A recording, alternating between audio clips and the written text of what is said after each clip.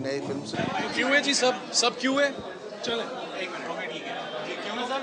ठीक है, okay done.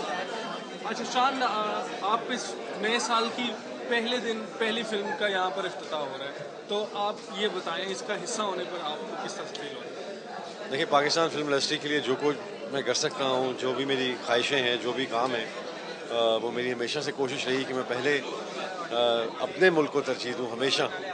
मेरे लिए तो तरजीह वो उस चीज़ की दी जाती है जिसके अलावा कोई और चीज़ भी इंसान के दिमाग में हो। तो मेरे दिमाग में सिवाय पाकिस्तान के और कुछ है नहीं। मेरे वालिद ने यहीं पे जन्म लिया, यहीं उनकी परवरिश हुई। मैं भी यहीं का हूँ। मैं यहाँ से जा नहीं सकता, ना मैं सोच सकता हूँ जाने का या किसी मेरे लिए अपना फ़न किसी और मुल्क में जाके बेचने का मतलब ऐसे ही है जैसे मैं अपने मुल्क के न्यूक्लियर असासे किसी और को दे दूँ। तो ये आप इस कौम की, इस मुल्क का जो जो प्यार है, ये उसके एवज़ मुझे मिला है फ़न जो भी जितना भी है। तो मैं चाहता हूँ कि इन्हीं की खिदमत में गुजरे। आप पिछले साल आपने क्यों फैसला किया छोड़ने का, और इस साल आप दोबारा ज्वाइन क्यों कर रहे हैं? जी, दोबारा जॉइन की बात नहीं है, ना छोड़ने की बात है। छोड़ना मैंने इसलिए फ़ैसला किया है कि और ना ही मैं उस फ़ैसले से पीछे हूँ। लेकिन मेरा उन ऐसी फ़िल्मों के ख़िलाफ़ जो हमारी ऑडियंस, हमारी बहनें, हमारी जो ऑडियंस देखने आती है फ़िल्में, जब वो कोई फ़ाहिश या कोई बुरी फ़िल्में देख के डिसअपॉइंट होती है, तो मुझे बहुत दुःख होता है। मेरे तमाम तर कहने के बावजूद ये जो डायरेक्टर्स हैं, जो राइटर्स हैं, वो इस बात से गुरेज़ नहीं किया उन्होंने। और एक वक्त ऐसा आया कि उन्होंने हुकूमत की एक मुहिम में शामिल होकर अपनी ही बनाई हुई फ़िल्मों को आग लगा दी।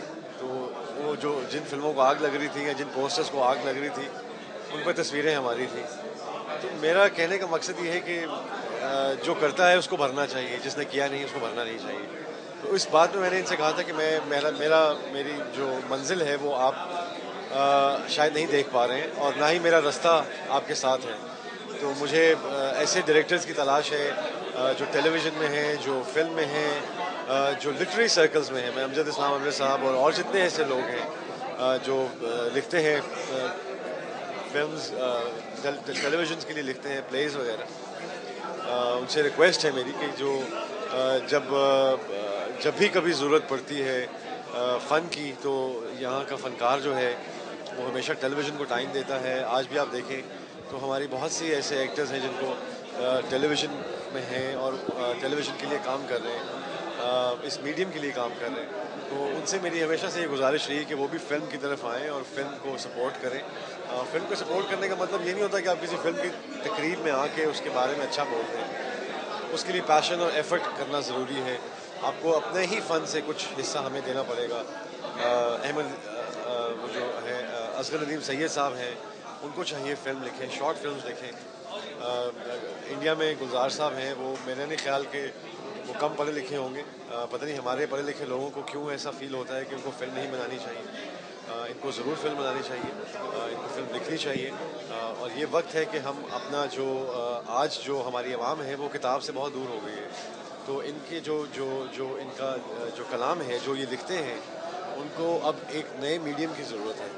तो मेरी इनसे गुजारिश यही होगी कि अब अपना फ़न जो है वो किताबों और टेलीविज़न से निकाल के फ़िल्म की तरफ थोड़ा लेके आएँ, ताकि फ़िल्म इंडस्ट्री खड़ी हो सके अपने पाँव पे। और जब फ़िल्म इंडस्ट्री खड़ी होती है तो उसका मतलब है कि आपकी जो आवाम है उसको एक ऐसा एंटरटेनमेंट का ज़रिया मिलता है जो तमाम तर प्रॉब्लम्स और तमाम तर जिस चक्की में हम पिस रहे हैं, चाहे वो बिजली जाना हो, चाहे वो गैस ना आना हो, चाहे वो हमारे घर बैठे रात को हम सोते हैं तो रेट कुछ और होता है, बिजली का, पेट्रोल का, चीज़ों का। और जब सो सो के उठते हैं तो शुक्र अदा करते हैं कि ज़िंदा हैं और साथ ही कोसते हैं उस वक्त को कि क्यों ऐसा होता है हमारे साथ। तो हम बहुत देर से इस तसलसल में फंसे हुए हैं।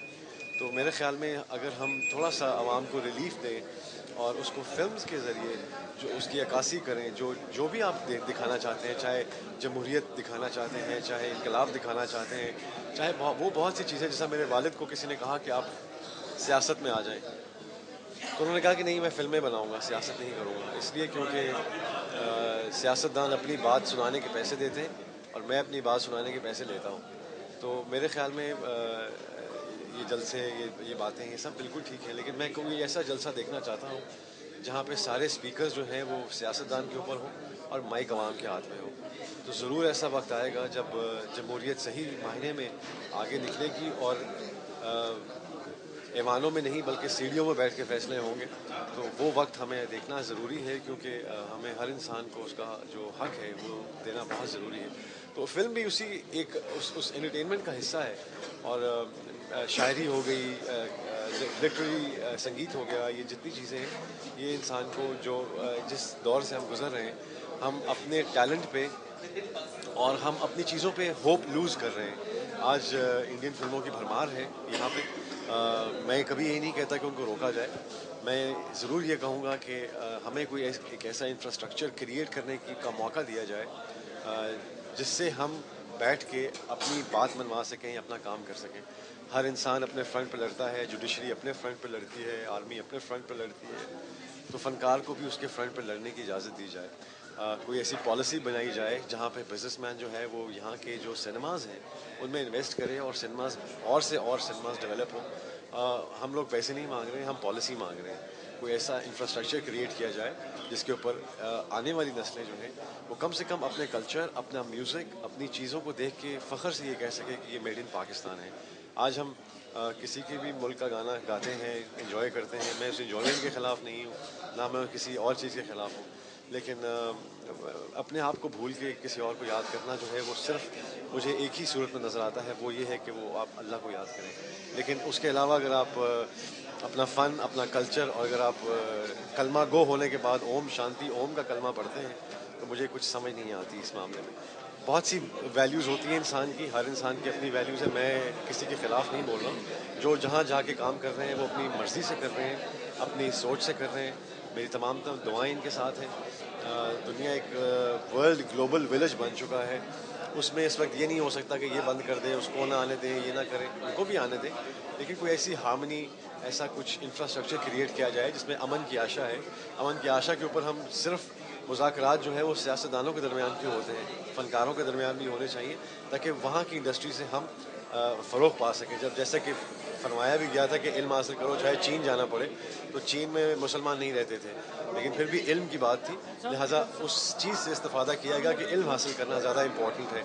तो आज भी मैं यही कहूँगा कि इल्म जो है वो चाहे हमें कहीं से मिले, उसे हासिल करना बहुत ज़रूरी है। और अपनी शनाख्त कायम करने के बाद आप जहाँ भी जाना चाहते हैं, जहाँ भी काम करना चाहते हैं, मोस्ट वेलकम। शान आखिरी सवाल, आपने न्यू ईयर के मौके पर कल आपकी मूवी वार का प्रोमो भी रिलीज़ हुआ जी। है, उसके हवाले से बताएं कि उसका सब्जेक्ट क्या है और क्या मैसेज उसके थ्रू पोर्ट्रे किया जाएगा। जी, वार एक इंग्लिश फिल्म है, ऑलमोस्ट एन इंग्लिश फिल्म है, ब्यूटीफुली मेड।